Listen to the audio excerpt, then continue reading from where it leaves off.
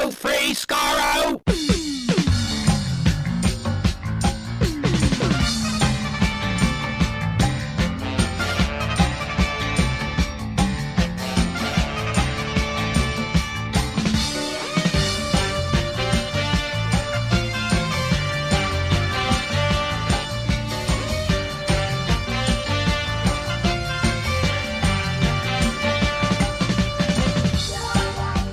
Hello, everyone. Welcome to Radio Free Skaro, episode number 1039.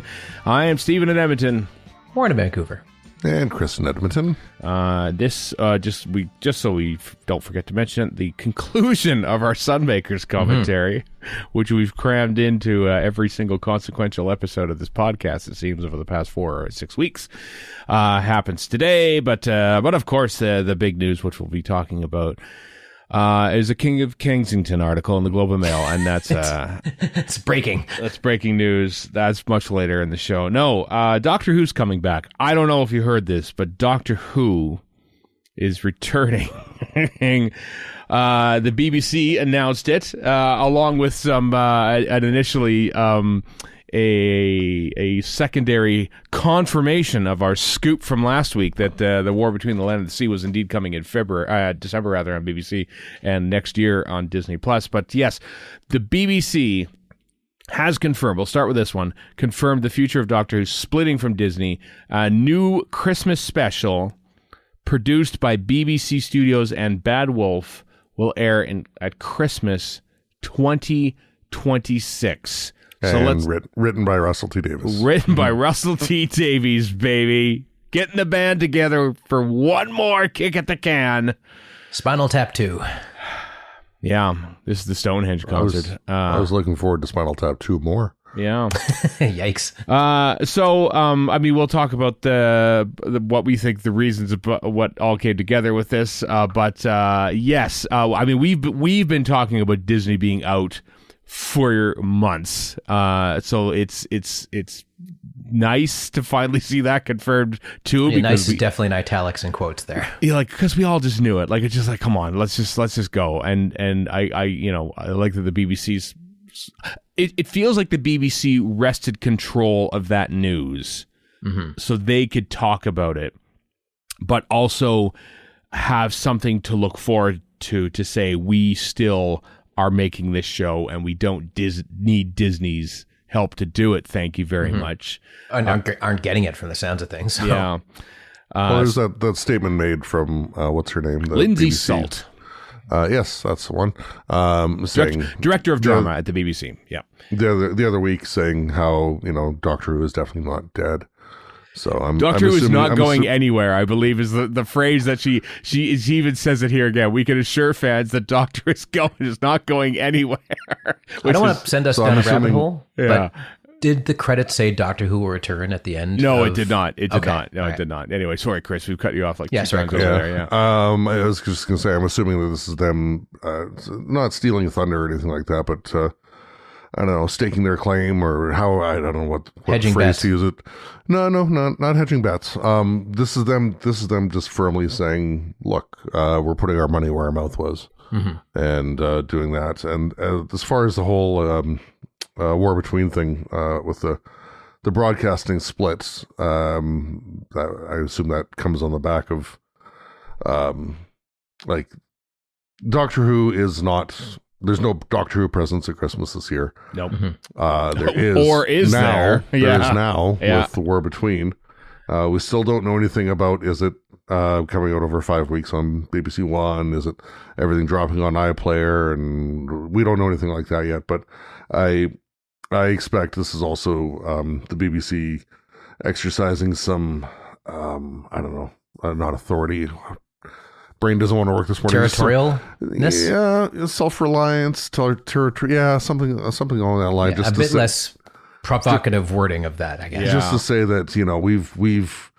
I get the impression this is a decision that the BBC has made to air the War Between in advance, and just putting it out there and just saying we're owning this decision. Yeah. taking ownership of their own property, essentially, is kind of what they're doing. Yeah. I hope the last episode doesn't hit December 25th for my own selfish reasons. Like, What just on- put it all at once just to make my life easier. Oh, you're talking about War Between here? yeah, No, yeah, we're still yeah. talking about Doctor Who. We'll talk about War Between. Oh, a I little see. bit. Okay. Yeah. No, Chris is talking about next Christmas 2026. Oh, but I it see. Will Okay, gotcha. assuredly be. It'll be on Christmas Day. Oh, that absolutely no, yes. it wasn't. Uh, I said nothing of the sort. oh. Well, it will. I mean, it's a Christmas special. It's going to be. Yeah, there's no way it isn't. I know. I want to talk about the Doctor Who thing first before we talk about more recent things. Oh, of course. With War Between. Looking at this, I mean, I get the impression that Russell T Davies was done. Having, sort of like says, I'm out. I'm spent. It's these past couple of years were not as I envisioned them to be. So we're done.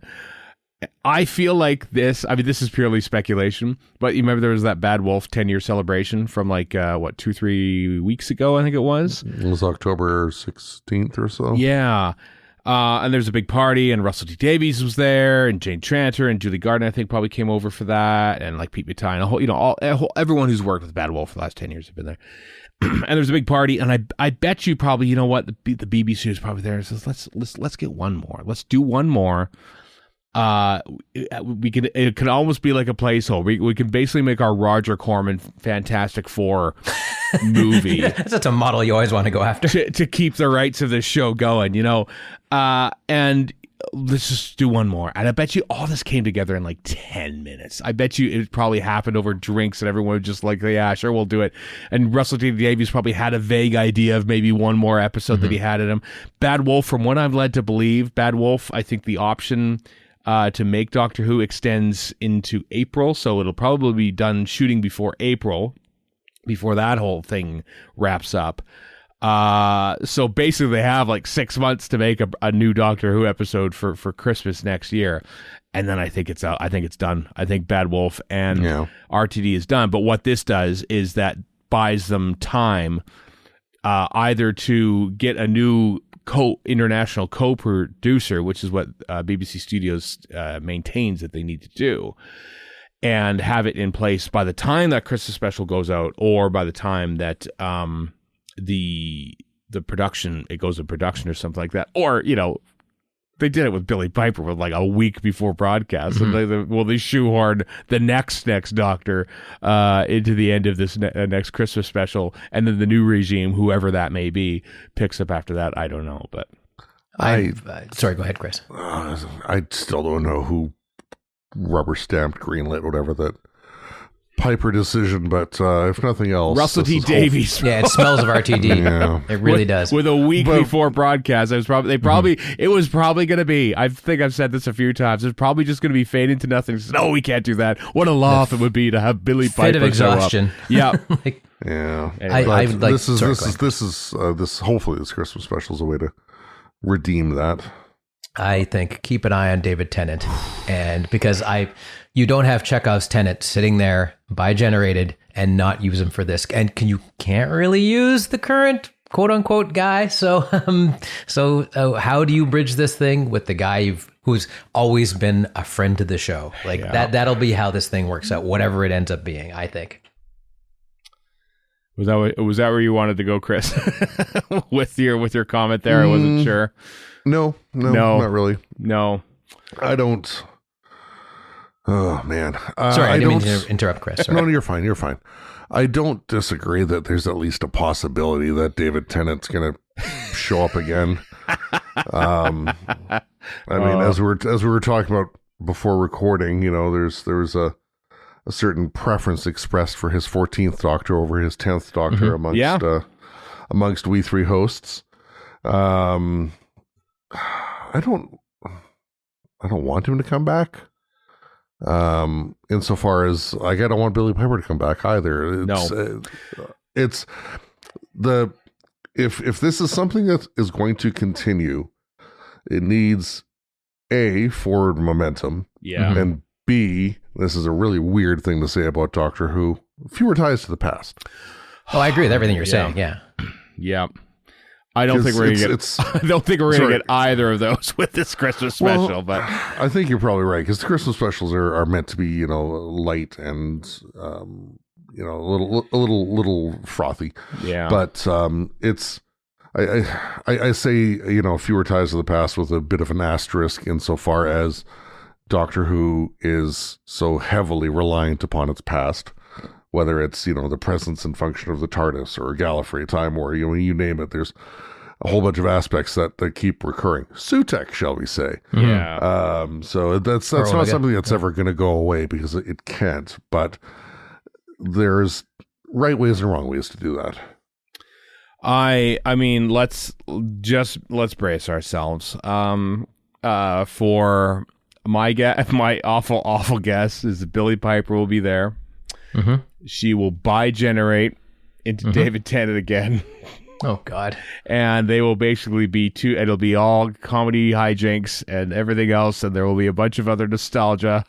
God, I wish I was wrong. I just feel like this is where it's going, because it's one. Listen, RTD is, he adheres to continuity.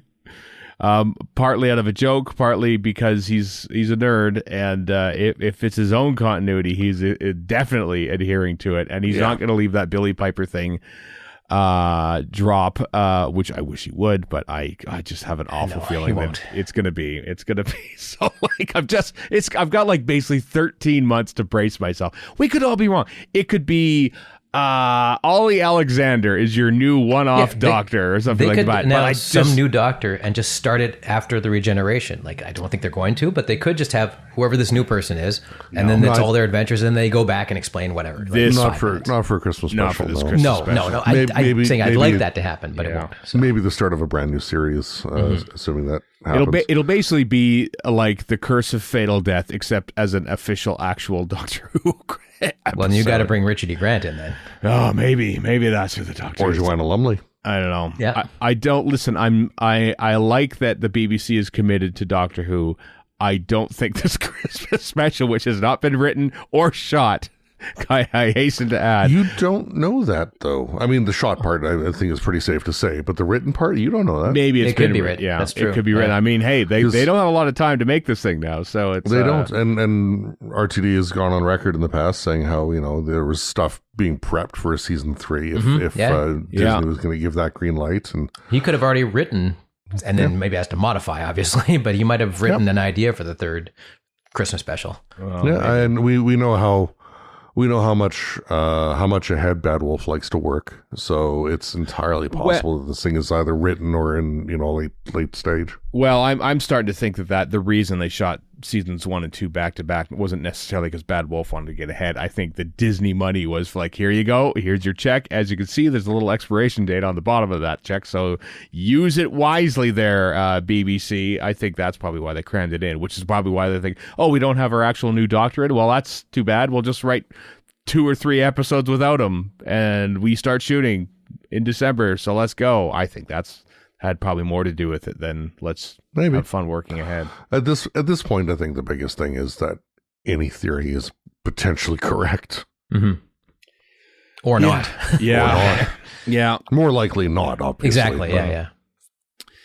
Yeah, I mean, it'll be, we've in the show notes, we've had like about, 10 different takes from Deadline and Variety. Nerdist, our friend Kyle Anderson had a nice rundown of why the Disney deal broke down. But a couple of them, I can't remember which one it was now, sort of, I think it was the big Deadline article, which talked about like maybe Paramount kicking tires, which I've heard as well. Before that article came out, like literally a day or so before that, the Paramount was perhaps kicking the tires. I think they might be after the sticking point for some of these things is that the BBC wants to maintain control of the library, understandably, on iPlayer, but any new part, the Paramount or whoever doesn't want to come in and say, hey, sure, we'd love to make new episodes, but we kind of want the back library for our own streaming service and in the UK as well. And that, which makes sense from their point of view. Yeah. Paramount these days, especially Paramount Plus, is so heavily reliant on South Park that they do need to branch out. South Park? Yeah, South Oh Park. yeah, that's probably what their biggest revenue is. Like, it's not Wow. Star Trek. I mean, Well, no, no, Star but Trek I thought it was the recently departed Taylor Sheridan, of course, who makes all. I was this. actually going to get into that. That's the thing. Like, do we get another giant American company that doesn't really care as much about this tiny little British show as they do about the Taylor Sheridan-sized hole they have, which is not going to be filled by Doctor Who. Also, now that the Ellisons own, not that Sherry, what's her name, was a great ambassador for the company either, but the Ellisons are mega morons and are currently ruining CBS News. So I don't want them anywhere near Doctor Who. That's just me. And they're looking to buy Warner as well. And they're looking to buy Warner. Like, they're already ruining a bunch of stuff. And this is ridiculous, but what if Doctor Who and Star Trek actually do cross over because they're owned by the same people? No, thank you. Oh God! And Alex Kurtzman and Doctor. Oh my God! We could have a combo puppet / musical episode. Oh, sorry. Where's my staser? I need to force a bunch of regenerations on myself. That might be where I get off at that point. Yeah. Or Alex Kurtzman as showrunner of Doctor Who. Can you imagine? Like, I would. Yeah. Sorry. I guess I'm reading books. Well, we've had RTD too. How bad could Kurtzman be? Give him a chance, I say. Absolutely not. No. Give him a chance is one of the worst phrases of the last 10 years. Yes. Fix it in post. Yeah, God. Well, because that's basically what the last 2 seasons of Doctor Who have been. Fix it in post. So anyway, to sum up, Doctor Who returning for one more Christmas special while everyone sorts everything out. We're expecting it to be bad. I'm pessimistic. Let's face it. I'm pessimistic, but I also know that it's only going to be one more episode under this current regime. It's probably going to be David Tennant. Let's face it. Yeah, maybe it'll be Matt Smith. Maybe RTD will throw us a curveball. It won't be a new actor, or if it will be, it'll be someone huge that they never thought that they could get into the role to be a regular part, but maybe for a one-off, it'll be someone. I don't know who. That's what I'm expecting.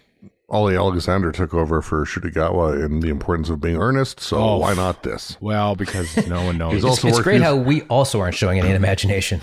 Yeah. Well, he's also worked with RTD, so that's a 90. That's 90% of his work complete. So somehow it'll be Christopher Eccleston says, you know what? I'll do one for you. I hate literally every single person involved in this production, but I'm coming back for one more. No, that's no way in hell that's happening. I think that's one thing we can safely rule out. Eccleston not returning. Yeah, for certain.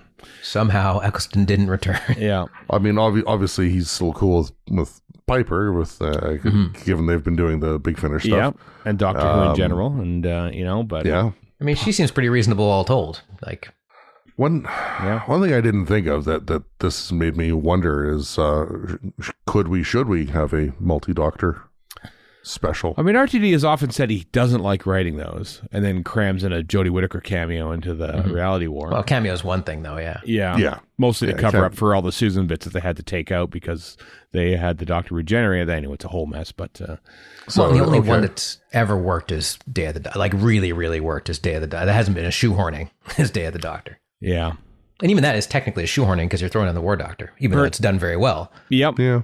Mm-hmm. But it does work better than 2, 3, or 5. That's for sure. Exactly. Yes. Are we going to have Susan in this? No, I doubt it.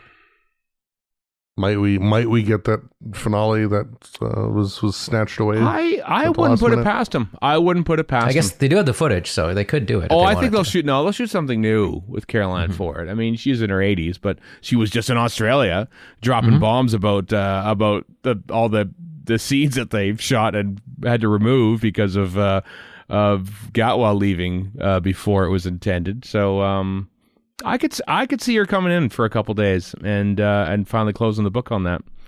Yeah, I don't think this Christmas special is going to be forward looking at all. I think it would be better if it wasn't forward looking because you never this is like the presidential pardon on January 19th. It's like this should not determine the future path of this franchise. True. Because it's an outgoing showrunner and probably an outgoing production company making this one-off special to basically act as the thing that, yes, the BBC still produces Doctor Who, but now we're going to go in a different direction after this. So, blank slate it. That's like, give whoever the next person is, give them the maximum flexibility. Yeah. Do we want a full blank slate Square One reboot after this? Maybe I think we need one. Honestly, I've been thinking about this, and what I would like to see personally is, marketing a show like Doctor Who is becoming more and more tricky when you have so much history behind it. But you also don't want to just reboot it, right? You don't just want to say this is now episode 1, season 1. There's been no Doctor Who before this. I think which they did already. Which they kind of did, right? But then they eventually sort of seeded it back in, I had an idea where I think, and in order to prevent actors from leaving early or anything like that, is what you do is you kind of turn Doctor Who into a bit of an anthology series, in that there's a new season, 6 or 8 episodes. It's one storyline basically, because that's how TV's made. And you have a doctor and you have a companion, and they aren't seen at the beginning of episode 1 regenerating from someone. They are just a team traveling around. And then just like an unearthly child. Yeah, and at the end of that 6-part season, maybe they carry on for the second season, or by second season, it's a new doctor and a new companion team, and nothing. They don't mention that we're the 15th or 16th doctors, and they're just the doctor. And then all the fans are going to say, wait a second, where does this fit into the continuity? We don't know. It's only ambiguously referred to where they are in their, because they don't talk about themselves all the time. They don't remember episodes all the time, and they just have adventures. And so you can just market it as Doctor Who : this. It's kind of like when Flux was a thing. I thought that was going to be the future. It would be Doctor Who Flux. It's not Doctor Who season 13 or series 13. This is the anti-memory TARDIS. Kind of, they're still the Doctor, whoever they are. But we see bits of their storyline. Basically, we dip in to see this part of the Doctor's life when the Doctor looked like that, and then we dip out, and then we come back for a new season, and it's a new person, and then you can sort of get your bigger name stars. How would you like to be the Doctor for one season? And you don't have to be like the brand ambassador and everything else. You could just do Doctor Who for one season, and we market it as Doctor Who this, starring this person, and then that season's done. The next year comes along, you make that one. Do we have Joe Martin back as the first of those? I was just thinking, the way you do this is you just say, to keep the nerds happy, hey, this is the adventures of the pre-Hartnell Doctors. And don't explain it past that, and maybe Joe Martin is kind of the connecting tissue. Don't even say that. No. Well, no previous Doctors. You could. None.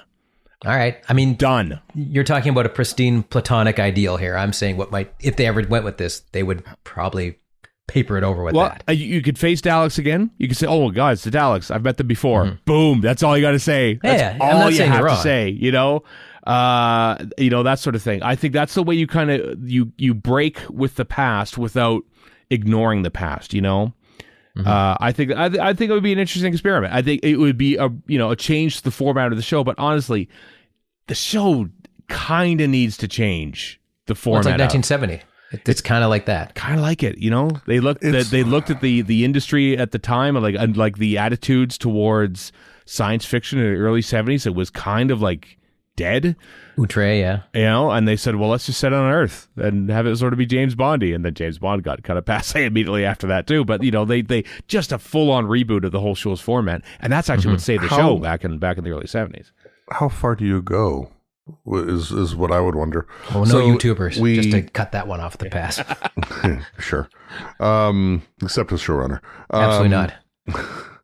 So I mean, let's say for the sake of argument that RTD is gone, Bad Wolf is gone, right? And it's just let's say it's just BBC Studios maybe for one series before they bring somebody on board, if they bring somebody on board. Okay. How far do you go? Because if you have the people at the top already gone. Right. Then how, do you leave all the lore of the show in the past as well, or like you said, or like should you have some stuff peppered in? I mean, nothing overtly. There's no reason to, like I'm. I'll mention literally the one new show that I'm watching, and I haven't seen past episode 3 of the most recent season. But Slow Horses. It's not like Gary Oldman and crew reminisce about the season 1 adventure they had, or anything like that. They just carry on. It's just But they don't have a giant 60-year wait behind them. But they, but they still have the whole reason for Slaughterhouse existing being brought That's up here true. and there. you know, that's in there too. So- But that's about it. You know, shows don't need to refer. You know, Warren, you've often complained winks to the fans are the worst possible things. And I think, Except when they're the best. But yes. yeah. Do you run the risk then of like serialized 80s shows that, you know, don't care about the past? Like, you know, a Remington Steel or a Magnum PI or a, Wow. you know, whatever. Like something where like it's just Hey, Halloween is yesterday, man. you just you just, you know, whatever happens in one episode, something else happens the next one, something else happens the next one. There isn't this deep-seated continuity. There's a hunger for that, I think. I mean, Strange New Worlds is an example of how that succeeded. Like I said, I think it's a 6-part continuous story that doesn't feature the end of the universe. Like, let's scale it back. Okay, we can't keep blowing up Earth in the universe because the you know, we're getting Gallifrey. Or Gallifrey. No Gallifrey. Time Lord's done. I mean, I think back 20 years ago to when the show was rebooted, because RTD just, you know, the TARDIS was there, which it, you know, it may not have been if things had gone a different way. The Daleks were there, which, you know, we all know Almost not, but yeah. we all know the story of how they were there and not and there and not and whatever. But like the mythos was doled out in very small increments over like 4 years, like the entirety of his first run basically. There wasn't this deluge that we got in season 14 or 1 or whatever. Right. That was first year. So I mean, I don't know. Like there's always going to be this line, and I don't know how far that line goes. Because I kind of agree that it might be a little refreshing to not have all this weight on your shoulders from the past. It's huge. Yeah. But by the same token, that's where, you know, the show has had, as Warren said, 60 years to explore things. You can't completely disregard that either. No, I don't think. Well, you don't go against it, but you also just don't repeatedly mention it. You don't just keep bringing back new iterations, CG iterations of old monsters and characters from the 1970s That aren't done well. You know, Like, yeah. Go ahead, Warren. Oh, no, well, one thing I was thinking of during this whole discussion was no matter what they end up doing, we got a whole lot of time to tie ourselves in knots about it. Because 2026 is when the next thing happens. And then after that, it's a CBB show, maybe baby. we get something in 27. maybe we get a show in 2027 if we're lucky. Like, they mentioned that again in this press release. So, yeah. So to something Warren just said, with old monsters, like, okay, fine. Jodie Whittaker's first year, we had no returning monsters whatsoever. Yeah. And to varying results. I think the show suffered at least somewhat because of that. Yeah. And the first one we get back was, you know, the Daleks, of course, because that's and a pretty damn good version of the Daleks too. Yeah. Yeah, it was a fantastic story. But even then, you know, the second New Year's special, we get the Daleks back again, but we also have, you know, Captain Jack and Chris Noth back. And is that maybe a step too far? Like, I don't know. I'm not a writer. I'm not a producer. I don't know where this line needs to be drawn. Right. But I don't think you can just completely abandon the past. Even in a 6 episode run with somebody brand new. Yeah. There's got to be something. But keep it subtle. That's what they did to begin with RTD. They kind of like seeded it, and that was the best way to do it.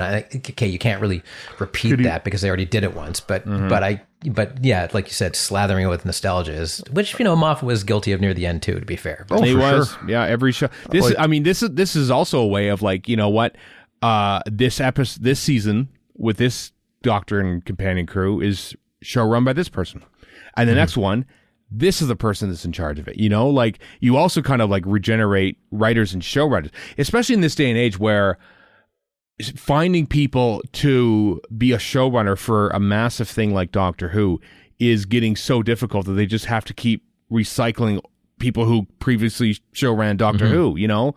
And so it's such a huge thing to take on for anyone that I think maybe what you just literally make like a 6-episode season, and that's your show. And if you want to do another one, come back and do another one then, and if not, that's fine. We'll have another 6-part season with a different crew. And so no one has to sort of bear the weight of being in charge of the whole franchise. The BBC is sort of in charge of the franchise, and they're the ones that sort of like, make the decisions and have the show is its own thing as opposed to the RTD era and that sort of thing, With showrunners too, like America has its own sort of industrial churn of how they do this. Doctor Who isn't an American show, but it's as close as you get in terms of the largesse of it. Maybe Downton Abbey is about the only other thing I could think of that comes close into what you've got to handle so you've got to find somebody inside the British ecosystem who can do that, which is no mean feat. Very difficult to do, Not that they're any worse or better than the Americans. It's a different way of doing things. Yeah.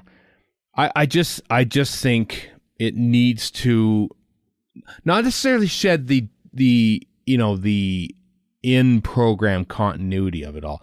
I think it needs to shed the trappings of what Doctor Who has become this century, in that it's this Saturday night thing now that is, on or before or after Strictly Come Dancing, and it's just sort of, it's kind of fallen into that old pastiche thing. Like, I don't want any more Christmas specials, honestly. I think that's kind of done too. I think we've done enough Christmas specials that it just sort of becomes like, oh, it's just another night of thing on the night of programming. Look what's coming after it. Mrs. Brown's Boys. Thank God for that. Thank God Doctor Who and Mrs. Brown's Boys are mentioned in the same breath. Like, I think it needs to it's drifted into that ongoing familiar thing. And I think getting it off of Saturday nights and getting it off of that sort of that repeated treadmill of like, we have to keep sort of, trying to recapture that golden period when Doctor Who was the talk of the town. You can't just repeat the same things 20 years later and expect it to be. You kind of just have to completely switch it up. So that's why we need to that's why we need to change at the top. We 100% need to change at the top. Oh, absolutely, yeah. And after one more episode in 13 months time, looks like we'll probably get it. Whatever that may be. Yeah. And we'll probably find out who that showrunner and maybe even who the new Doctor is before that Christmas special comes out. I wouldn't be surprised to find Could be. If they're shooting it in March, then I assume we'll start to get something, whether it's official sources or otherwise, by then. So yeah, we'll find out. But anyway, to sum up, Doctor Who Christmas special, Disney out, and very clearly not enthusiastic about the war between the land and the sea, which, as we scooped last week, is coming out in February on iPlayer and BBC One. Or December, perhaps. You reversed it, yeah. And Disney Plus in 2026. So everyone, fire up those VPNs, baby. Oh, you bet. Because we'll be watching this before it comes on Disney Plus. Absolutely. Yeah, the BBC announced also in a secondary announcement after the Christmas special, they had some promotional images for the war between the land and the sea. Still a stupid title. Turf and Surf it is. Did that look like AI to you? Like, I don't think it is, but it had that gleam to it. There is a certain gleam to it, but I don't think it's AI. Yeah, I don't think it is either. The main image is them, the sea people, sea devils, perhaps, menacing, standing on water or maybe treading water and about to menace New York City by the looks of it. It's a cool looking picture, I gotta say. Yeah. But yeah, the interesting thing is the because it's sort of been saying it. This will be airing like at December, but like other people says, I thought the quote was actually in the press release about it actually being there. It is Russell T Davies himself. Here we go. This is a huge, spectacular Christmas treat with heroes and monsters and battles and romance in a world on the edge of disaster. Remember, watch the seas. And I think even an editor who works on the show posted December 25 and then reposted it December 2025. Oopsie. So maybe all 5 episodes drop on Christmas Day. I don't know. It'd be I don't see that happening for the TV broadcast. iPlayer 100%. 100%. No. Yeah, it wouldn't. It would be like a lot of BBC shows do. Like the new Alan Partridge one it was airing weekly. I think it might be done now. But all 6 episodes dropped at once when episode 1 went out. Not watching all 6 episodes on Christmas Day. It is not happening. Put my line in the sand there right now. I know we have yet to determine what we're gonna do. I mean, that would be the anti-podcast way to go about things. But we might review them weekly. Who knows? God, we kind of learned our lesson from Children of Earth back in the day that we've now remedied. Keep watching the feeds. But I don't know. I don't know what we're going to do because as much as anything, like specific timing is going to be a factor. But yeah, that's true. And we're speculating at this point, but it does kind of feel the fact that they're mentioning it's a big surprise on Christmas. Like it's not like and into 2026. Like it does feel like it's Christmas Day, doesn't it? I don't think there's a big Doctor Who.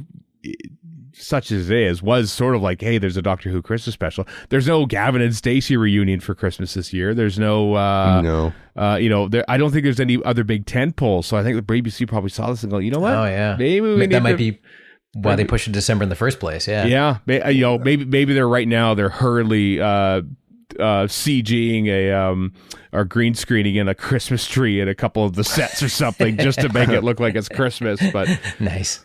I mean, to be fair, as far as like BBC tentpoles are concerned, there's still a fair amount of time before they need to announce whatever might be coming. That's true. Yeah. The gushing from RTD makes me think maybe you weren't so bad off with Chris Chibnall not really doing that much press. At least we were, we didn't have to be disappointed by anything he said because he never said anything, Yeah. The next showrunner I hope would have a modicum of what's the word I'm looking for here? Not sobriety, but just calm. Restraint. Yeah, calm. Restraint. There we go. That's what I'm looking for. Yeah. The last line of this is also something to very much look forward to. The series is directed by Dylan Holmes Williams, of course. This might be the official first confirmation I've seen with Lauren Balfe as serving as show's composer. So I know we knew that he was doing it, but it's nice to see it finally in print, and it made me remember. Oh yeah, there's no Murray Gold to be slathered on this show. I'm looking forward to it even more, even if all 5 episodes get dumped on Christmas Day. And just on a side/related note, a friend of the show, Sam Watts, who did the music for Sarah Jane and Wizards vs. Aliens and other stuff, is doing the music for Tiptoe. Hooray! RTD's next Channel 4 project. That's pretty cool. No Murray Gold there either. And much as we complain about RTD in this particular iteration of Doctor Who, some of his other stuff has been great. And actually, I'm kind of happy to see him doing other stuff. Like Years and Years is fantastic. I didn't watch, what was the latest thing he did? It's a Sin. Yeah, but I've heard it's excellent. Like, It's a Sin is fantastic. Yeah. All that stuff is great. Like, keep doing that stuff. Mm-hmm. Well, I think it's proven that since he left Doctor Who, that's the stuff that he's best at.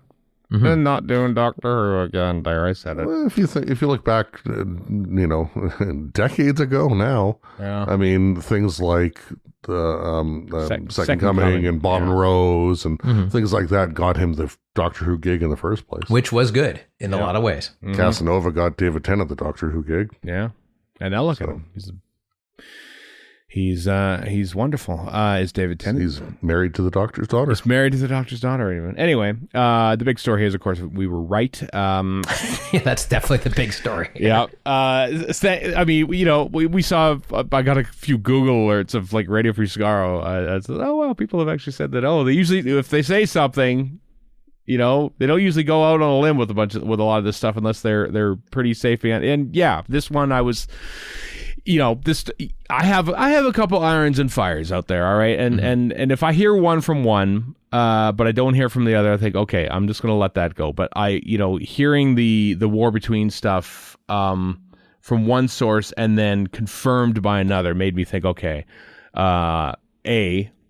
It's two different sources, and B, it's probably something that's going to be happening fairly soon. And sure enough, within a few days of our report on it, it became public knowledge. So I wonder if we had anything to do with the timing. No, I was just about to say. I very much doubt it. No, it was absolutely not.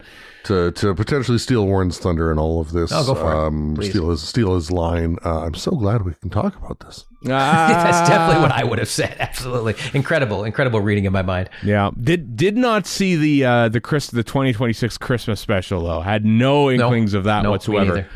Which is probably what and there, crucially there was not there was a BBC press release. We get I think there's a hierarchy when it comes to BBC press releases. Some people who are higher up that chain get that release an hour or two before the news comes public. Usually that would float to I think the War Between one came into my inbox like 5 minutes, but for some reason, BBC press releases constantly get put into the spam folder. I've done absolutely everything to keep it out of there. Goes right in there. And so I have to, I usually, oh wow, that's big news. Did I get there it is in the spam filter from like 5 minutes before it goes out. It says strictly embargoed and everything like that. It says, well, I would have been able to talk about it had it not go into spam folder. So, but there wasn't such a release for the Christmas special news. So I don't know if that didn't go through the proper channels at first, if it was just a quickly noted thing for the BBC to talk about or what. But it like I said, I think it came together pretty quickly with the BBC and BBC Studios and RTD sort of having a chin wag at the Bad Wolf Party and lo, another episode was born. But we'll see the War Between first before we see that. Yeah. I'm assuming we'll move on to the supporting articles, as it were. Do it. What do you want to talk about there, Chris? Well, just so the Deadline was the first that we saw. Right. To put out a piece on the dissolution of the partnership and whatnot. And we don't know reasons. We have things that we can reliably say are probably factors, but like in the second paragraph of the Deadline article is like, the partnership has died with a whimper, with Disney not even putting out a statement to mark its passing. Yeah. And that's very true. Like the BBC piece just says, we'd like to thank Disney Plus for being terrific global partners and collaborators over the past 2 seasons. But even then it says, with Disney Plus confirming they will not be partnering on the next season of the site. When? I know they didn't say that. I mean, they didn't. I don't think it's an industry standard to put out press releases that something's been canceled. I always see news, Variety says this show's canceled after 2 seasons. I look in there, like, it doesn't link to an official press release. There's no press release on the Disney media site that says we're done with Doctor Who. Like if you're Disney, and you've got this thing going in February, why call attention to the fact that it's fizzling out? And especially in February, which is pretty much a dead zone for streaming stuff. So, I mean, if I was Disney, why would I bother? Like, let BBC do all the work for something you don't really care about in the first place. Like, so they did zero promotion for the season 2. Yeah. I mean, I think we reported for months now that Disney was out probably literally before October 2024. I think they were out. Yeah. Maybe even earlier than that. And they were just contractual obligation season.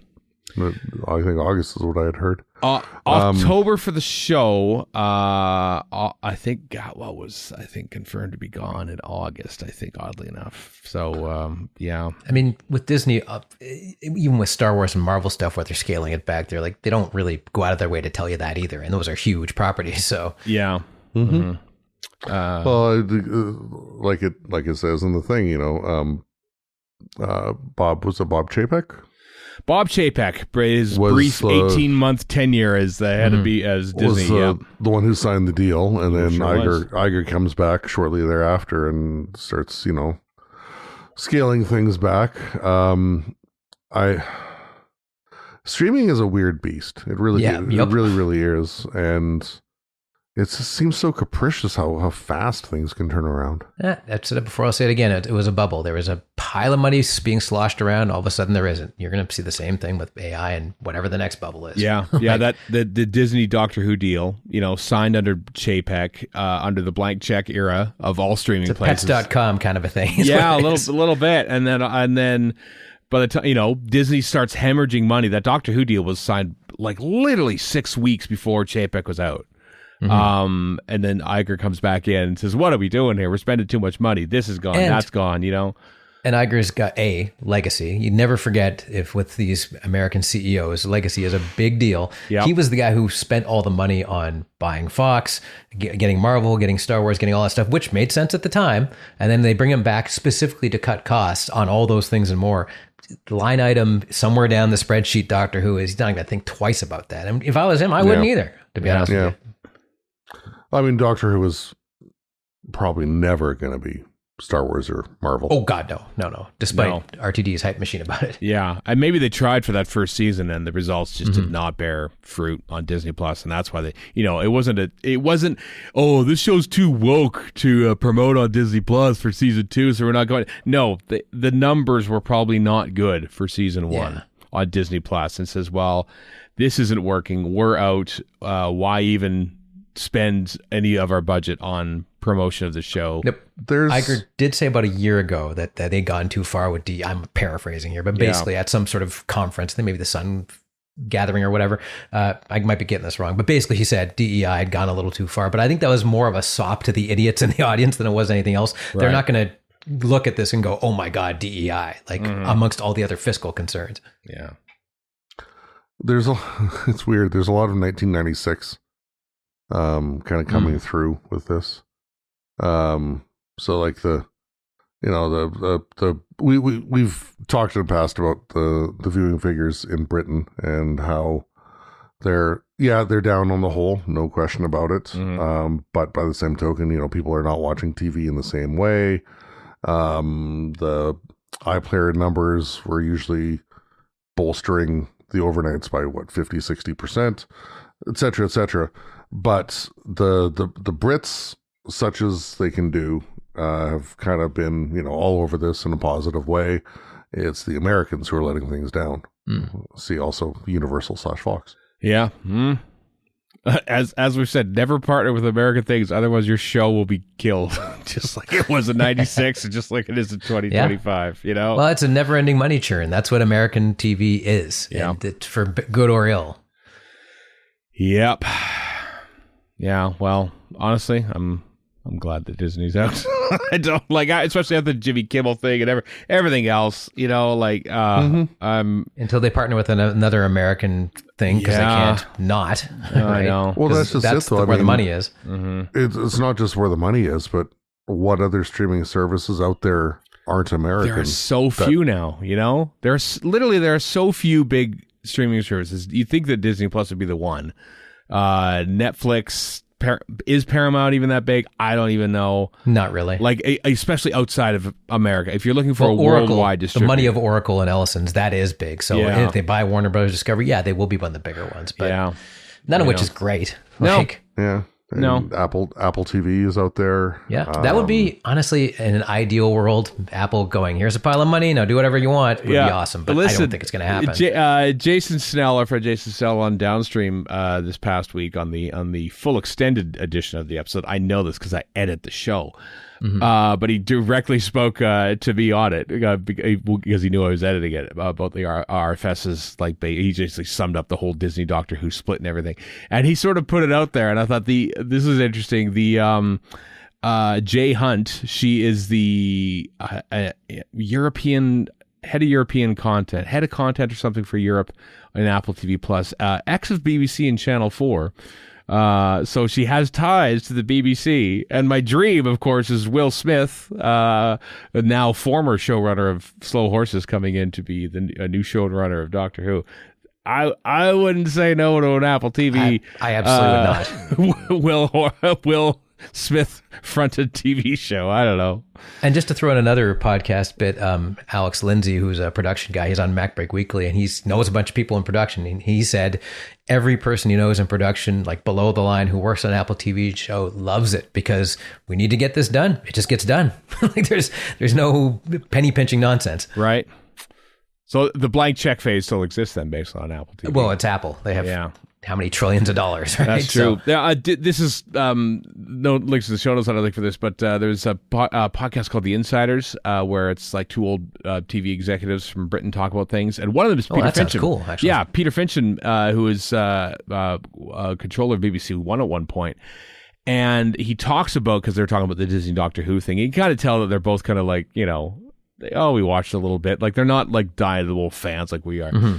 And he was saying about how he was pressured to cancel the show New Tricks. I don't know if you know New Tricks. It's got, it's a bunch of old detectives solving crimes and stuff. You see it probably on BritBox or something like that. He was pressured to cancel New Tricks in order to fund, more money into another Doctor Who spinoff, probably Torchwood or Sarah Jane Adventures, because they were going after that audience more, even though New Tricks was probably outperforming Doctor Who.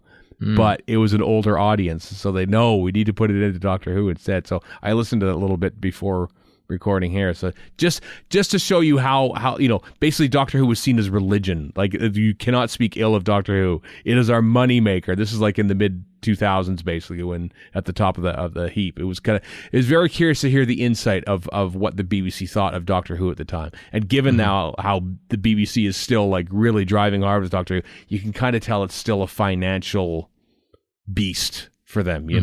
It makes a lot of money for them, I bet, even still. But yeah, who are they going to find? Who are they going to find to be a international co-producer? Well, somebody American. Yeah, probably. The state of Russia. Things are changing around here on Doctor Who. That's true. Why can't there be a lovely like German-based Chinese co-production? Like a streaming service. The production is one thing, distribution is the other. That's the big thing, is finding a streaming service that is, reachable to the biggest audience possible, and the number of those are literally, you can count them on one hand. So, boo. Is there anything else in those articles, Chris, that you wanted to touch upon there? Well, there's the sensitive one. The sensitive one. Which is that? Sensitive one about how the MAGA people in the U.S. Would not glom onto Doctor Who because of factors like gay black lead actor and transgender Yasmin Finney and drag queen Jinx Monsoon, and right? Gay kiss between Gatwa and Jonathan Groff, and that's the last thing I'll criticize RTD for. But of course, I'm not exactly a mega person, so I don't know how much stock to put into that, really. I don't think Doctor Who made enough of a dent on Disney Plus's streaming data to warrant we need to cancel the show immediately. They're getting angry. I just think they didn't. I don't think those people were watching it in the first place. Exactly. Is that part of the problem? Is those eyeballs weren't watching it and continue to not watch it? Yeah. Philosophically speaking, that's just fine with me. Yeah, were they watching All About Agatha? Is that what it's called? All About Agatha? Agatha all along. No, they're probably watching Fox News and getting mad about non-existent things. Sorry, I'm talking about politics, audience. Yeah, because Agatha all along was it was not that straight of a show. No, but it's very much a not straight show. Yeah, it also wasn't targeted towards them, and I don't think they were watching it. I don't think. Yeah, let's not meet these guys halfway. They can go to hell. Frankly, that's my opinion. I don't think they were watching Doctor Who. No, I don't think that was part. They're not invited. No, I don't even think that. Oh, we had to send notes to RTD to do this, but he would have rightly tossed those in the trash. Yeah, probably did too. Anything else after that, then, Chris? Well, yeah, so you alluded to it earlier. Friend of the show, Kyle Anderson, did a piece for Nerdist. The best one, I think, of all these. It's very, very good. About the least likely to most likely reasons for the partnership dissolving. And so least likely, too woke for America. Yep. Which I think we've already covered that. Second least likely, Shudigawa wasn't a good brand ambassador.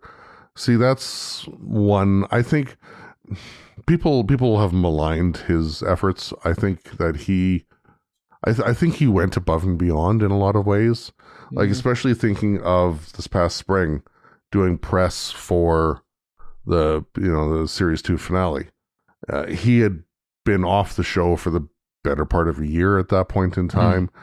I'm assuming he was still under some contractual obligation to do the promotion. Right. But he still did it. He seemed reasonably enthusiastic. Well, I mean, smiling and laughing and all that kind of stuff. Like, fair enough. It's a former job at that point. Every show is a former. Every actor who appears on a late night talk show has finished, filming weeks, months, years ago, in some cases, the movie that they're about to promote. So that, I think that's part and parcel of the job, really. And then, as Kyle says, I think this is pretty hogwashy. Right. Gatwa didn't embrace the role as much as others. Maybe he did just treat it as another job. But would that be enough for Disney to discontinue the show? No. God, no. Definitely And not. I think public-facing stuff like him on chat shows and what have you, he was fine. He was fine. Yeah, Exactly. I didn't have any problem. I had no problem with his efforts. I mean, Yeah. like I said, he seemed genuine enough. He seemed positive enough, and he wasn't bad talking anybody, or Right. But second most likely reason for it was ratings, which fair enough. I know you've got a piece prepared for that, Stephen. Do I? And then most likely reason, high budget, low return, which to me still means viewing figures, ratings, stats. Yep. Mm-hmm. I think that is absolutely the most likely one. Like that's what these bean counters care about, and so that's what happened. Yep, and and they have all the internal data, which honestly, I bet you streaming is. I mean, talking about bubbles when it comes to AI. I mean, the streaming bubble. There's not just Doctor Who either. Generally speaking, there's probably a bunch of stuff that nobody's watching. There's a reason why none of these streaming services have either released them on their own reconnaissance or allow other companies like Nielsen to do a full evaluation of literally everything that is being run. There's no charts or something like this because I think streaming numbers are probably a lot worse for literally every show, apart from the big ones, the big tent poles. You're going to hear Netflix say, "Oh, we had 28 million minutes viewed." And they go, "What does that even mean for Stranger Things or something like that?" What does that even mean? I think streaming numbers are pretty bad. I bet you Doctor Who episodes were probably pretty bad too. Yeah, just I mean, I'm not, especially season 2, which was not marketed. I'm not going to consider myself a typical TV viewer, but for the streaming services I have, which right now are Amazon Prime, Disney Plus, and Apple TV. Right. I don't watch either of the first two. I watched Battlestar Galactica 1978 on Prime recently. We're not the Prime demo here. No, but absolutely. I watched that John Cena Idris Elba movie about president of the U.S. and the Prime Minister of Britain. Yeah. And I couldn't tell you what else I've watched on that. I forget I have Prime. Yeah, because I just use it for shipping books. Honestly, the odd time I will watch something on Prime, and it actually is a gold mine of old 70s stuff. Again, I'm not the Prime demo, but yeah, I got rid of Disney Plus, and I don't really miss it. I would love to see the viewing figures for Marvel and Star Wars stuff. I'm sure everybody else would too, because I'd like to know what didn't perform and what surprisingly didn't. Because I would bet She-Hulk didn't do very well, but maybe there's other Marvel stuff you'd think did well that didn't, or Star Wars stuff that maybe Skeleton Crew tanked or didn't. Who knows? I've had some conversations with people who do rating stuff, and I didn't get general figures to talk about, but I think Disney set the bar for what they could get for Doctor Who to what Star Trek got on Paramount Plus. It was a low bar. I think Doctor Who initially met it, if not slightly exceeded it, but then it dropped off markedly during that first season, and then which led them to just not promote it for that second. And I think the numbers for that second season on Disney Plus were were not good. Let's face it. Which not surprising. There's no promotion. Like you remember that? Yeah. I mean, I watched hockey games in 2024 in the playoffs, and there's literally every single commercial break was a Disney Plus ad for season 1 of Doctor Who, and there was 0 for season 2. Nothing. You know, nothing. They knew it was gone. They were out. They were out by that point. Why were we promoting a show that we're not going to have? You know. Which makes business sense. Makes business sense. I hate saying it. Yeah, you know, just dump it and forget about it. Cut our losses, basically, is what it was. I wonder, just as a side thing, so obviously BBC has rights for the Togawa series. Let's say Doctor Who finds another home, whether it's just the BBC or let's say it's Paramount, whatever. Right. Do we think that Disney's going to allow these 2 seasons to be put anywhere else? I bet you they will. I think they want shot of them, honestly. You know, I think it'll be part of it. I mean, if there's a cost recovery aspect to it, then I could see that being a very good reason to do it. I feel like the BBC would probably buy them out. But it's just like, can we just have our episodes back, please? Can we have those 26 episodes that we made there? Can we just do that, and we can put them wherever we want after this? You know, I mean, they're already on iPlayer, but like, you know, internet. You know, we speculated in the past that library, that catalog of, especially of New Who now, is nowhere to be seen, and that is probably a big valuable negotiating point now for the BBC to talk to international streamers and stuff. So I think the ability to have all of it in-house. that weight really only works if you have everything to offer. Exactly. Yeah, which is why I think Doctor Who will disappear from Disney Plus. I would think you're right. Once the War Between drops in February or whatever. Yeah.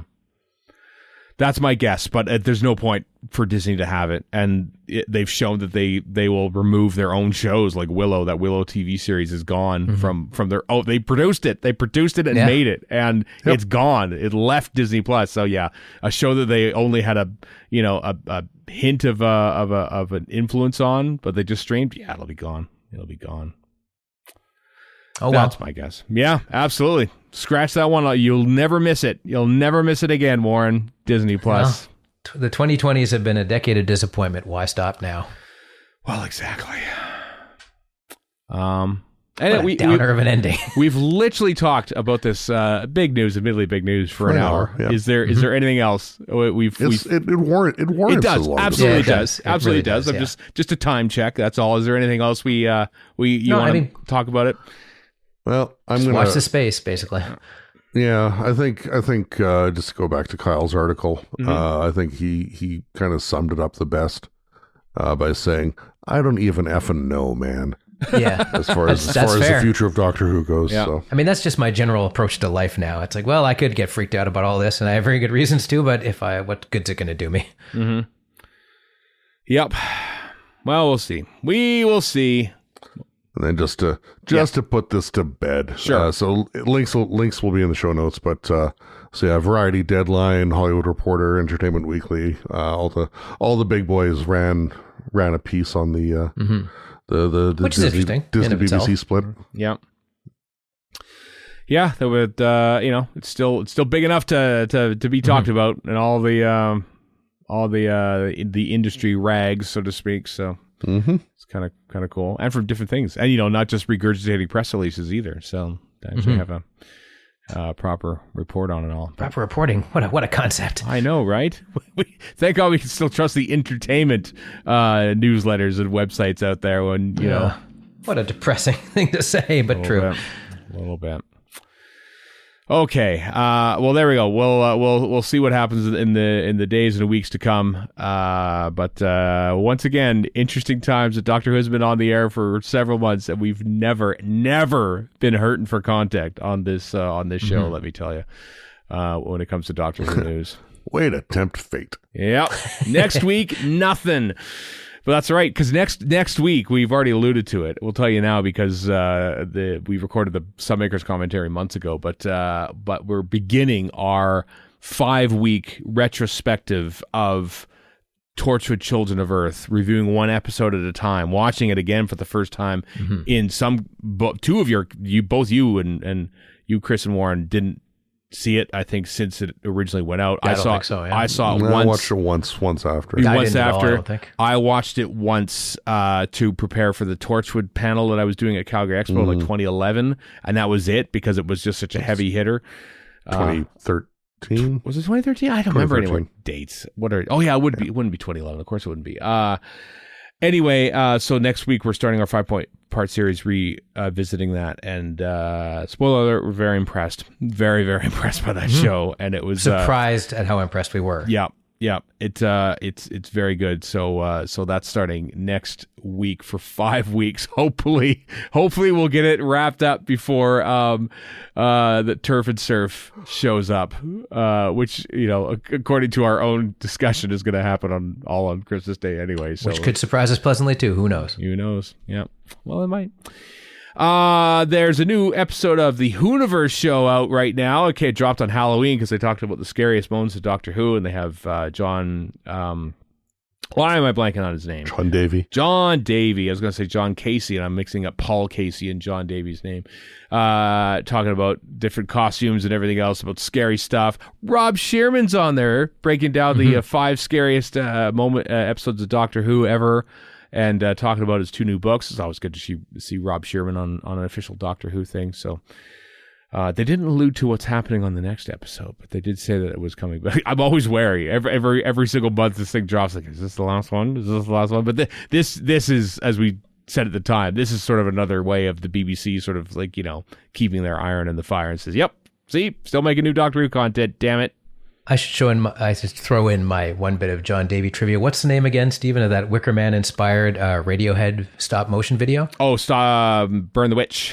Yeah, Burn the Witch. He is the cinematographer for that. I found that out because he was in town and we were at Stormcrow, the late lamented Stormcrow Tavern, and with some other friends because he was there for showbiz stuff, I assume. Right. And he was talking about doing cinematography, and he mentioned that, and I'm like, oh wow, he's actually done a whole bunch of stop motion cinematography as well, not just a Cyberman.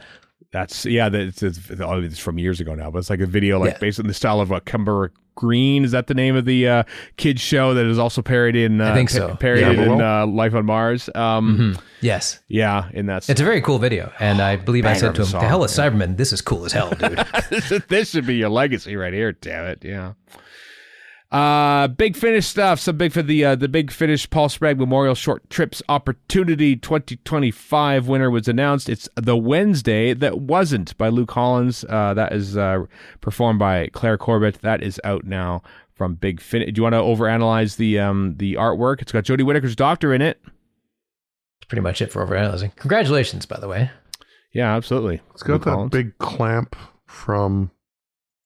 It's got the gravity gloves? Doomsday in it, yeah. Is that what those are? Gravity gloves are in it. I recognize the little button on the bottom left of that there. There's a yo-yo. There's production code.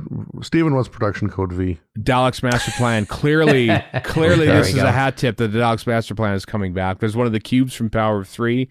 I see 4 to there 8. Too. That means Tom Baker is going to regenerate into Paul McGann in this. Only copy, do not lose. Production code V. Love it. And I'm assuming Tom Baker's yo-yo. Yeah, Tom Baker's yo-yo. Yeah, exactly. So that's delightful. Well done, Luke Collins. And Lord Capaldi used a yo-yo, I guess. He did very briefly, didn't he? Yeah. So there you go. That's enough from Big Finish. So too, they dropped a Halloween related set called Sea Smoke and Other Stories. Kind of like Sea Moke. That sounds like an insult of some sort. Hey, Sea Moke, what you doing over there? Yeah, that's just there's a TARDIS in there and it looks all spooky. It's kind of tough to sort of glean stuff from there, but it's a full cast audio drama. Yeah, with there's some vines on it. Yeah, graveyard, something like that. Yeah, the usual. The usual, as you say. What else we got here? There's a book. When the Stars Screamed, a Dalek anthology. It's for charity. It's for the MS Society in the UK. Yeah. With contributions from John Peel, Terry Malloy, Seb Short, Mickey Lewis, and Tom Dexter. That's out now as well. It's all for a good cause, all raising funds and awareness to helping create awareness for the Multiple Sclerosis Foundation. So links in the show notes if you want to pick up that little anthology. What else we got here? As I said, Talk about burying the lead. We could have been talking about this for an hour. King of Kensington. Yeah. So, King of Kensington was a Canadian show on CBC in the 1970s, which is running in reruns when I was growing up. Same here. Yeah. Anyway, we're not here to talk about King of Kensington, but it's turned 50 this year. There's an interesting gift art. I've got a Globe and Mail subscription, so it's a gift card. I think that you can read about how they finally put 10 episodes of, like, just 120 odd episodes of the show from the 70s. They finally put 10 episodes up on CBC Gem, the CBC streaming service here in Canada. Hey, there's a non-US streamer. There it is, baby. Done. Come on, we're right back where we was after all. That's how it all started. Yeah. Anyway, it goes into reasons why, which is why we've included here, about why it's so difficult to put archive shows up on streaming. Why they're on? Why we always thought, like, come on, the CBC Gem should just be filled with old shows from the 70s and 80s. But this is a large reason why it can't. Well, even up to the 70s, do you expect the writers and actors to be indentured servants and for the network to own everything? But what the nut of the article is basically, for us to do this, we have to talk to all the estates of the people who've passed away and the other people who haven't passed away, and it's just way more complicated than you think it is. Basically, yeah. One thing that I took away from the article was so CBC Gem. There's somewhere in there, I think it talks about how the 70s content is underrepresented.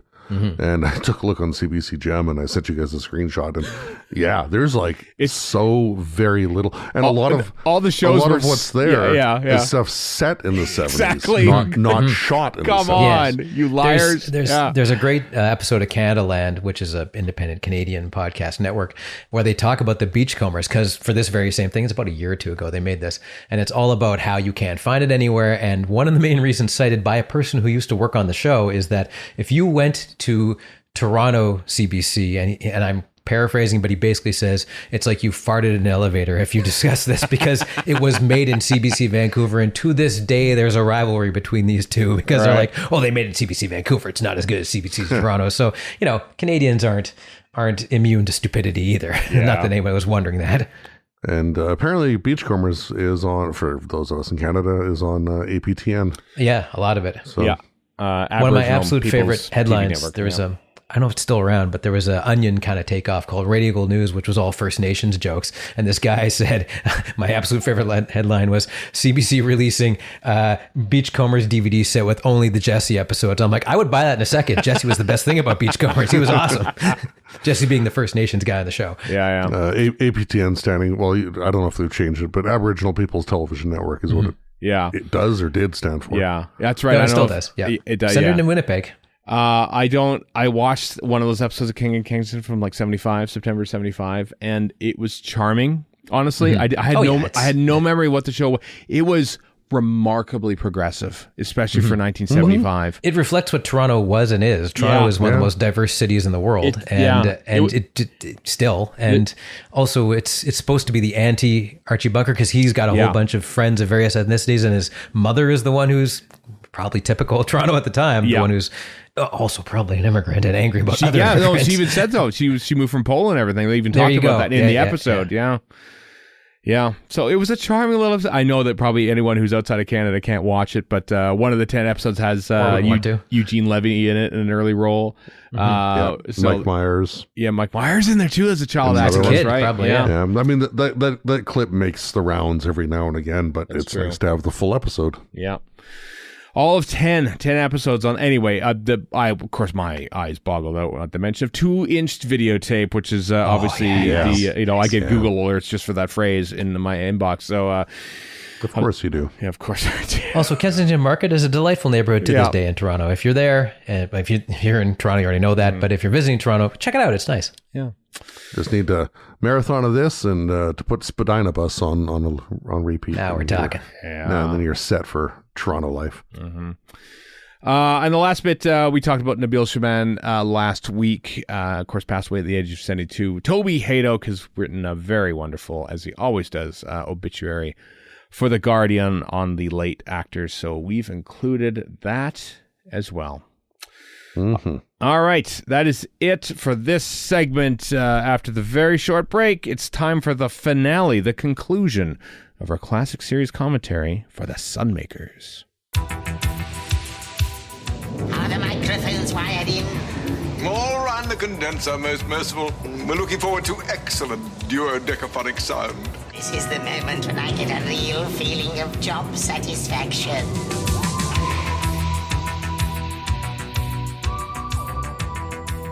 This is it, the finale for our classic series commentary on Doctor Who, the Sunmakers, serial code 4W.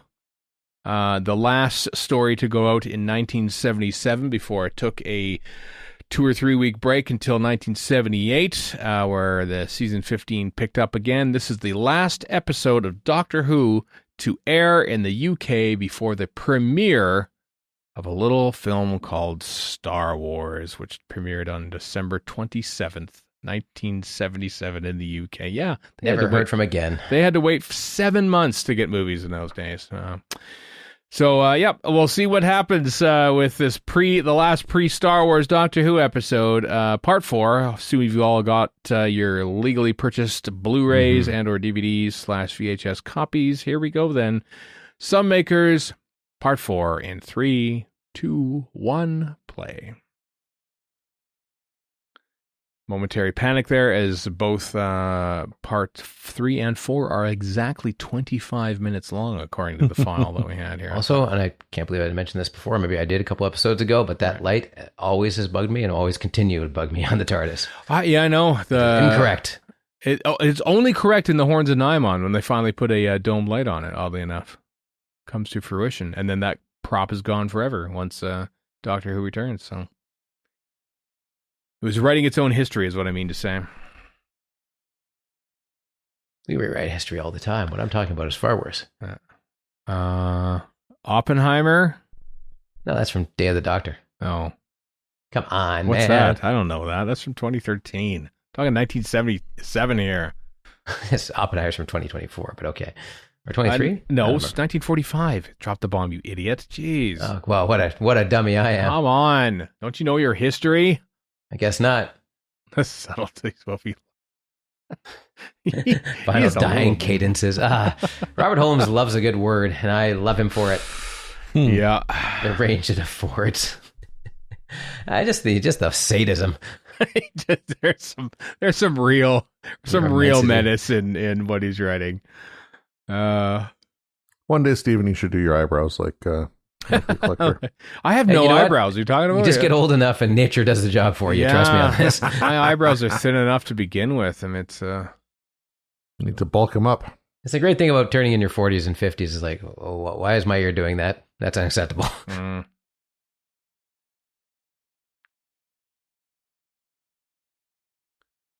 Well, everyone can hear you now, you idiot. Yeah, actually, I remember watching this at the time going, come on, what are you doing? Yeah. Snap.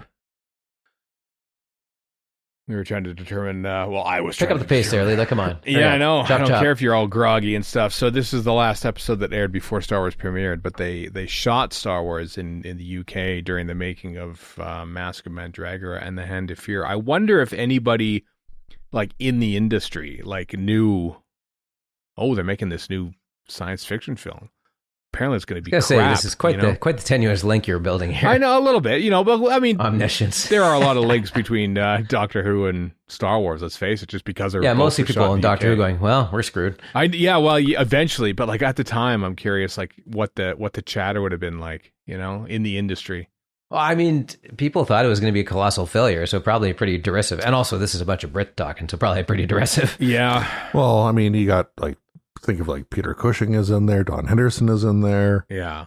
So I mean, the British, they probably the saw British it as, actor. Whatever, we'll take a role, whatever. No, but it was a tough shoot to make. It's like when James Cameron did Aliens over there, and all the crew, a lot of them had worked on Alien, and they were like, who is this guy? Who cares? Like, this is not proper Ridley Scott. This is just some American. And so he had to deal with a lot of nonsense. And it wouldn't surprise me if that happened to George Lucas as well. Canadian. Yeah. Yeah. That's a they didn't long care about hug that. between They didn't Cordo care, and though. Leela. Like- I never know. I would have listen. I'm gonna put Cordo and Leela had more of a moment than Leela and Adred in Invasion of Time. Yeah, why isn't Cordo her betrothed?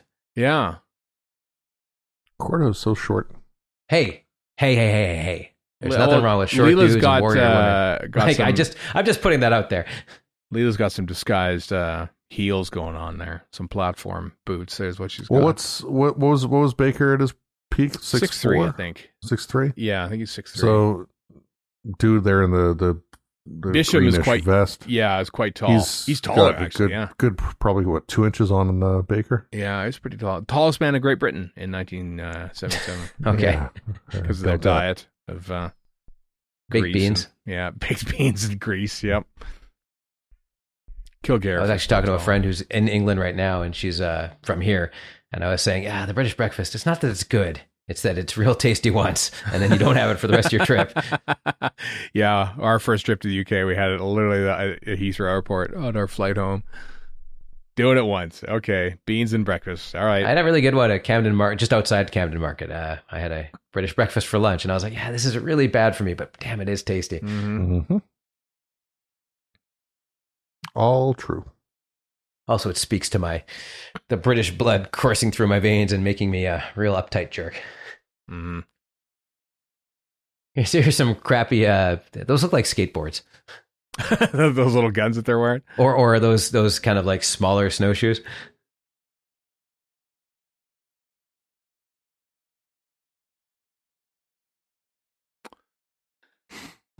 Full offensive capability, like Bill Burr. What's his name there, Mandrel? Doesn't not remind me of the same outfit and style that Rog Blake wears in about literally 3 weeks' time after It totally is. Yeah, you're right. That Blake is very 7 much a Blake 7 outfit. premieres. Yeah, a couple weeks after this airs. So what a time! What a stopping point for a couple weeks in Doctor Who history. It stops for 3 weeks for Christmas, and in the interim, Star Wars and Blake 7 show up. With a film monstrosity. That might be the best one. These are cool quilted uniforms, I have to say. Must have been hot as hell under the lights, though. Yeah.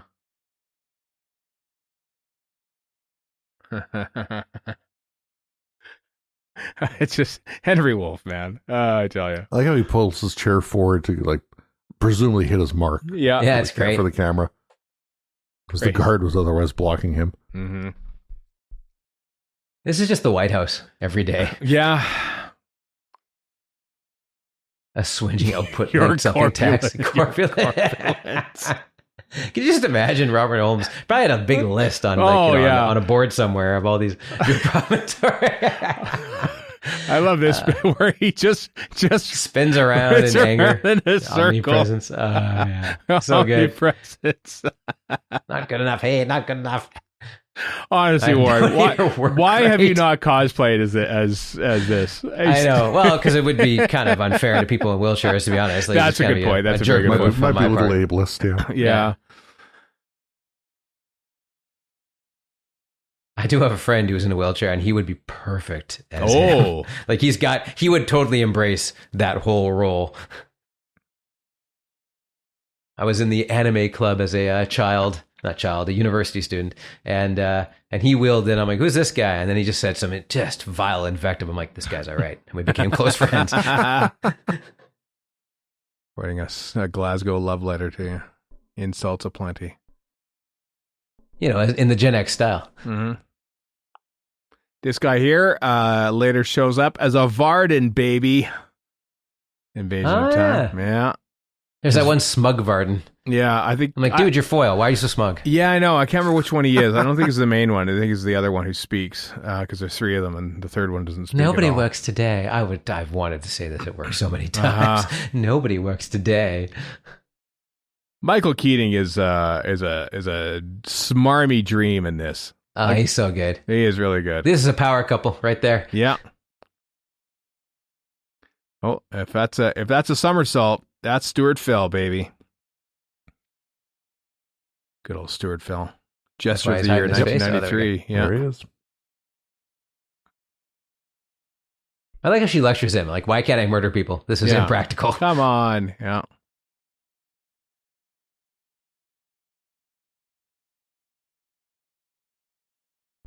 Is this Stuart Fell's last, I mean, it's one of his rare on-screen appearances, not like Whatever you do, in Stuart, a costume. don't talk. No, I don't want to pay you extra. He was in, he had a speaking role as a guard in much later. Oh, season State of Decay he was Naimon? in. State of Decay. State of Decay. Yeah. That's right. This is a good gag. I love how this is one of my favorite things about Doctor Who. They'll just do goofy nonsense like this in the middle of a big climax for the hell of it. And it works because he can do it. Yeah.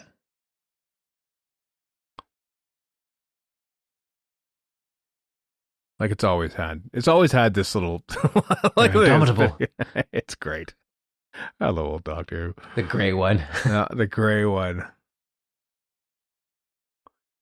Those big photographic blow up of circuits are everywhere on the set. Yeah.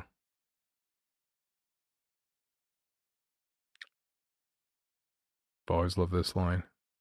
Double vision tax for people with more than one eye.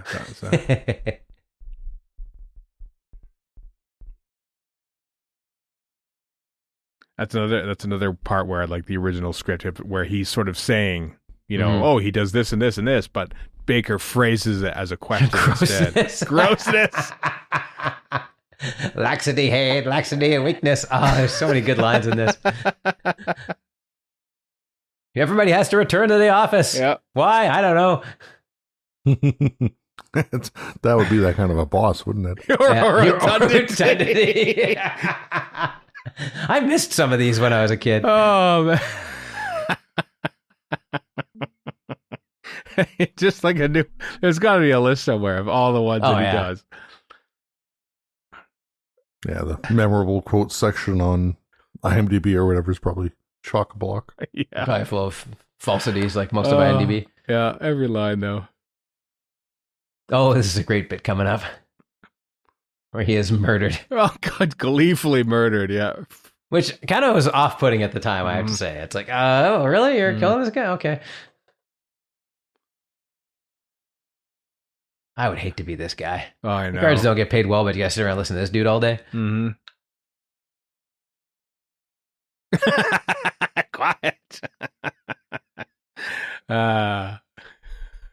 Their bodies will shield me. This is very Elon Musk right now. Yeah. So Twitter's going to be full Nazi and run by bots. Oh, you have a problem with that? Yeah. Tom Baker reaching for Weren't that. those the other way around before? I believe so, yeah. Well, now he's looking on the other eye. Last thing on the other eye. On the other eye, yeah. He's ambidextrous for vision, whatever that means. Well, he's getting a double vision tax. Mm-hmm.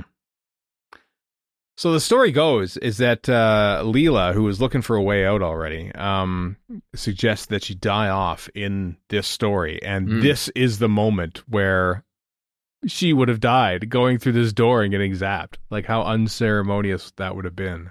Is this when she wasn't getting along with Tom Baker? They were getting along better, but Okay. I think she wasn't pleased with how the writing was going. It's interesting that she says this is her favorite story, partially maybe because of Pennant Roberts.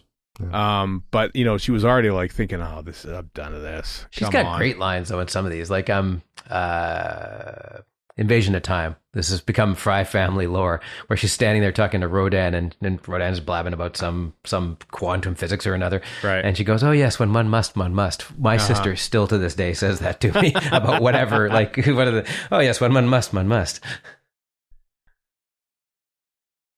I mean, this is what you get. You get like, you know, Royal Shakespeare Society people playing big roles in Doctor Who. You get really good actors, and she's had a massive career after this. Yeah, she did Tenko, I remember. Tenko right after this. and tons of stuff, and yet, you know, nerds like Let's us. not forget the lead prostitute of East London, which she's great as. Toast to London, yeah. Toast to London, yeah. Where all of East London is just in the 1800s for no particular reason. That's good stuff. In some ways it is, yes. And a genuinely kind person. It has been my Great. Having met her once, just lovely. Yeah, I've Oh, interviewed. there we with go. 3 That's actually a pretty cool effect. It is. You know what? And that was live. They did that live. That effect. You know. Oh, look at the background. You can see the same wall prop that was used in the Ark in Space first. As Man, this would be a real data downer. bank. Well, they also that shot where they pull up from it. That was very. I Yeah. expected him to go on the Arc Space speech there. Yeah. Yeah, she would have died there. But they said, maybe we shouldn't because we still have an episode to play out here. So they decided not to. Don't worry. We've got a great finale for you, Leela. Don't worry. I mean, what a downer that would have been. Yeah. So when Cordo rushes in here pretty quickly, I think, that's like every liberal resist person on Twitter going, I just did a good tweet. Like, about as effective. Yeah.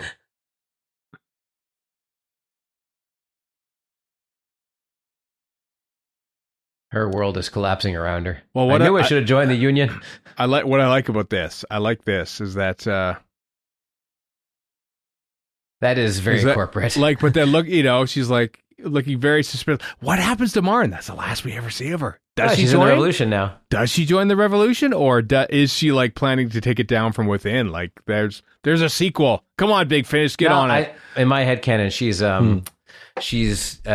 completely opportunistic. Yeah, and she's not. And she's joining them because they're the guys in charge now. She's Daniel Smith, basically. Yeah, exactly. Little yes. Alberta. Well, a lot smarter, but yeah. I was going to liken it more to Caves of Androzani, but Krautiman, yeah. Mm-hmm. The other woman in a Robert Holmes written thing. Yeah, I mean, Robert Holmes might have a problem writing women. Just a thought. Although Leela's pretty well written, so. Well, Louise Jameson didn't think so. That's but, true. Yeah.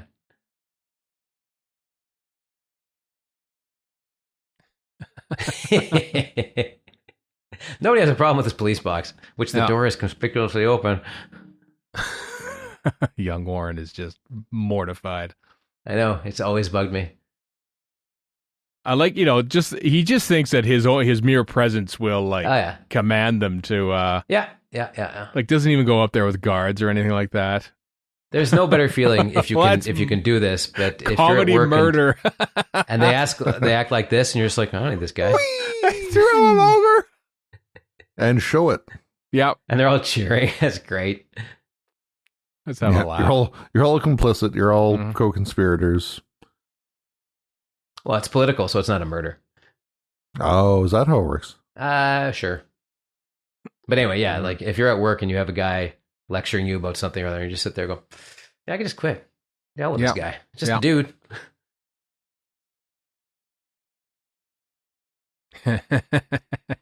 He's going to bludgeon him with a stool. Not very doctory. No. Oh, Kindly make less noise.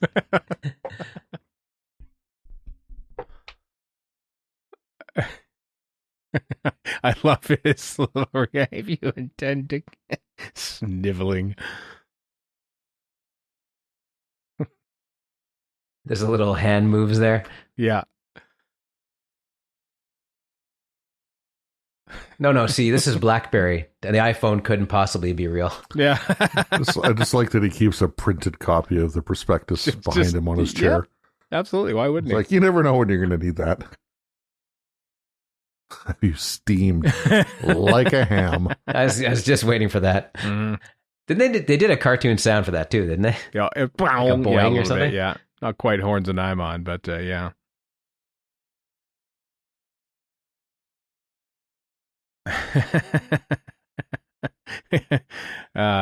This is Davros confrontation. Yeah, exactly. It's just like Davros. Like, oh, let's talk about science. I wonder what's going to happen now with RTD, presumably not in charge of Doctor Who anymore. Not that I know anything. Like the whole thing. And I have no problem with Davros not being in a wheelchair anymore. But I wonder if they'll follow through with that the next time Davros shows up, if indeed he does. And probably not. Who knows? Yeah, I bet they don't. But we'll see what Tubi has to say about that. True. Yeah. Or our Criterion Collection, their first streaming show. Criterion Collection, Doctor Who. Wes Anderson's Doctor Who. Oh, God. Oh, no. I'm sure somebody has used AI to make that and make me mad doing it. That's true. If you want to get on in the company, I like how he assumes he's an employee. Yep. Because that's his life, man. Everyone wants to be part of the company. Like apparently even the eyebrows are like fashioned after Dennis Healy. Okay, that makes sense. Who's the exchequer at the There's a whole thing with government Silicon Valley folks where they'll refer to the founders of a company and founders as a capital F, and I find it so irritating. Oh. It's like, why you're some guy who got money from his dad, and then VCs. Why are you lionizing these founders for crying out loud? You're not Odo in Deep Space Nine. Exactly. Spoilers for Deep Space Nine, but yeah. But we're all going to go to Mars, and it's going to be a paradise thanks to SpaceX.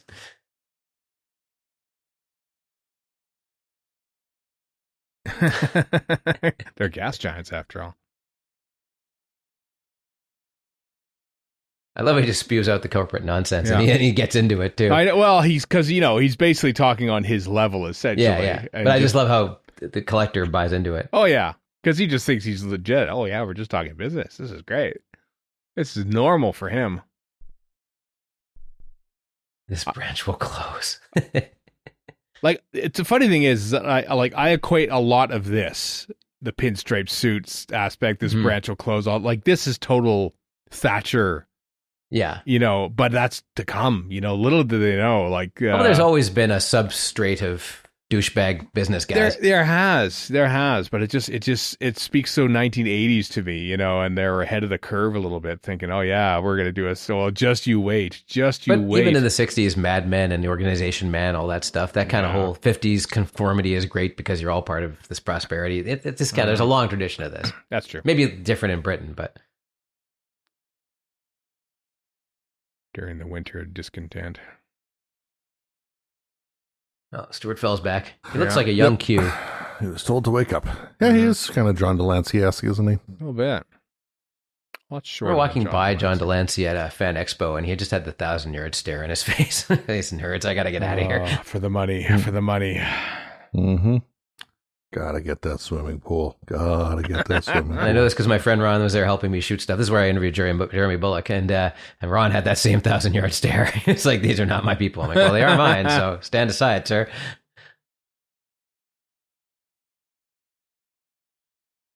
Like, who designed this? We need dianine, deadly poison, in our sprinklers. Oh, it's just part and parcel for Usurians. That's my one problem with Superman 2025 is all the people working for Lex know he's no good, but they're like, yeah, fine.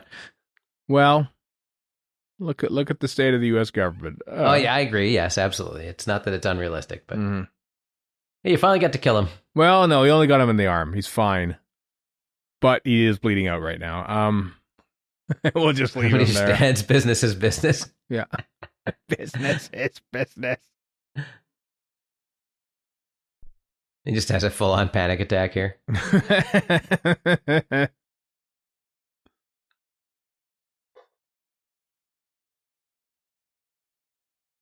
No, Enron is perfectly legitimate. We're too big to fail. I'm just going to keep throwing business cliches at this. One after 9. Mission accomplished. Well. Mission accomplished. Good Lord. It's the most tremendous history-making bombing of a bunker ever. Inflationary spiral uncheckable. Okay, this is definitely a look at things to come. If only a certain president were to do this into the Oval Office chair. That video effect done live as well, much to the chagrin of AJ Mitchell. Did they have like a cloth and they just keyed it in or something? Basically what they did. Yeah, it does look like a cloth when it's going in the tube there. They basically had a green cloth and just sort of had to jack up the camera. I mean, that's a live effect. Pretty impressive for a live effect. It is, yeah.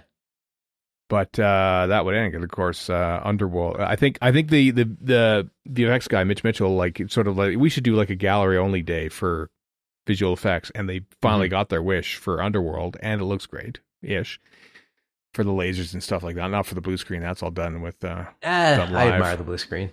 Yeah.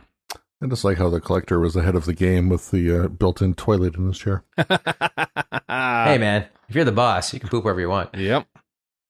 First rule. Also, he's an Usurian. Who knows if they even poop? They're I love Usurian as a race. That's just, I just now got onto that. I'm like, maybe not. Great name. Yeah, a little problematic, but yes.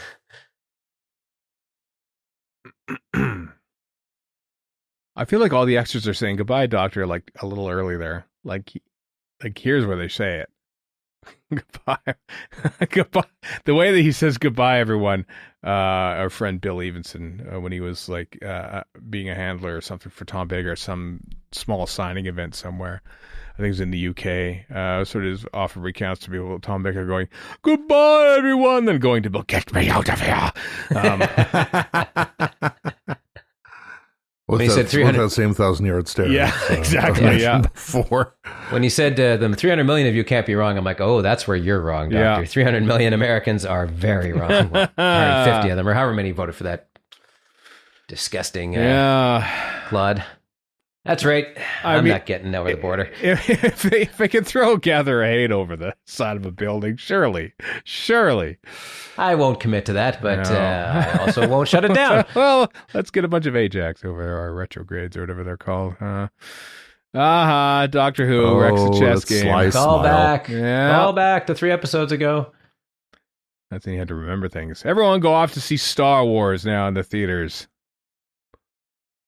Jonita Scott, there she is. David Rowland, that's his name. William Simons, once again, I'll forget Mandel's name. Gets like way down in the building. I'm rather surprised by that, actually. But... It's a person with 2 first names.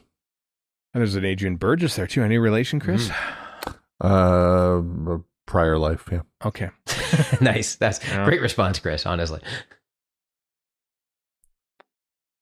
Derek Slee is lighting. Derek Smee appeared in Spirit from Space. 1 letter off, so you know. I really hope he was a bit of a bounder and they called him Derek Sleaze behind his back. Oh, I wonder. That's a good point, Warren. Well, there we go. That wraps up, kids. That wraps up a commentary, which means we get to select the next one, the next classic series commentary. Chris, you got the randomizer open? I do. Predominantly classic series. Yeah, I know. We'll use it. There's a hunk of season 2 and season 10. In there. Probabilistically. They will probably skip over, truth be told, but you'll never know because it'll be edited out. But hopefully we'll just get a classic one anyway because we love the classic ones. They're much more fun. So, Chris, begin the spinning of said randomizer right now. And away she goes. Off she goes as the Sutek Time Tunnel sound effect. Also, coincidentally, the randomizer sound, amazingly enough. We are in our own memory TARDIS right now, watching Pyramids of Mars. Maybe we should get Empire of Death. We're in our own Empire of Death. Yeah, oh, we are too. Your Empire. Isn't that a lyric from Hurt by... Your New Empire of Death? Not quite, but it's close, yeah. Pretty close. My Empire of Hurt. That's true. All right, that's not not Empire bad. of Dirt, but anyway. That's the Hurt song by Nine Inch Nails. Or, if you will, Johnny Cash. Yeah. Better one. Hey, Trent Reznor said Johnny Cash can have it, basically. So. Oh, wow. Nice. And then he died, though, so he was able to say that. Yeah. Anyway, that's enough banter, Chris. Stop. The Mysterious Planet. Oh, my God. We've never done that one before. Canada mentioned. Oh. Yeah. Canada. This is the last of the trial stories to be done. Oh wow, we've officially wrapped up a whole season, admittedly only 4 stories long, of Doctor Who. Wow. We'll have done, yes. Oh and my this is God. probably my favorite of the bunch. Mine I think too. it's my favorite. Definitely. I think we might have to amend it and just do like a literally like second by second commentary of the opening model shot. Oh yeah, and then prepare to be for just obnoxious levels of love for that thing. Like we'll have to slow it down to 25% or something just to admire that. So that's a 5th episode, actually. Yes, that's a Patreon bonus. It's just our commentary on the model shot. That'll be great. Wow, can't wait to do that one. Part of me wants to do it immediately after this, but we will not. No, absolutely not. But you can catch it on our next Classic Series commentary, whenever that may be. So until next time, I am Stephen in Edmonton. Warren in Vancouver. And Chris in Edmonton. So long for now.